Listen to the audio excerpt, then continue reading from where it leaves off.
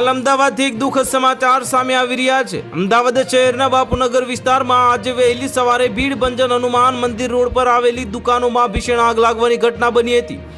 એક દુકાનમાં લાગેલી આગ ઝડપથી આસપાસની 14 જેટલી દુકાનોમાં પ્રસરી ગઈ હતી, જેના કારણે કપડાં અને અન્ય ચીજ વસ્તુઓના વેપારીઓને દિવાળીના તહેવાર સમયે જ મોટું નુકસાન થયું છે।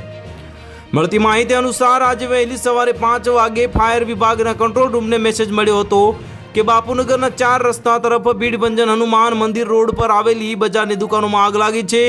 મેસેજ મળતાની સાથે જ ફાયર વિભાગની 8 ગાડીઓ તાત્કાલિક ઘટના સ્થળે રવાના કરવામાં આવી હતી।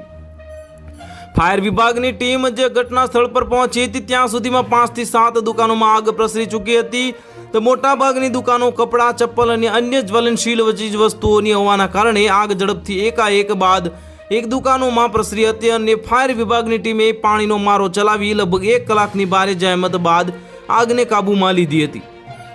પ્રાથમિક માહિતી અનુસાર આગના કારણે કુલ 12 જેટલી દુકાનો સંપૂર્ણપણે બળીને ખાખ થઈ ગઈ છે અને જ્યારે અન્ય 2 દુકાનોને જે સંપૂર્ણપણે જે આંશિક નુકસાન થયું છે અને રાહતની વાત એ છે કે વહેલી સવારે આગ લાગવાના કારણે આ સમગ્ર ઘટનામાં કોઈ જાનહાની થઈ નથી।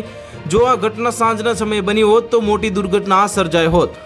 તો હાલ માટે આટલું જ। મળીશું નવી અપડેટ સાથે। જો તમને અમારા વિડીયો પસંદ આવતા હોય તો વિડીયોને લાઇક કરી દેજો, ચેનલને સબસ્ક્રાઇબ કરી બાજુમાં આવેલા બેલ આઇકનને દબાવી દો, જેથી તમને આવા સમાચારની અપડેટ મળતી રહે।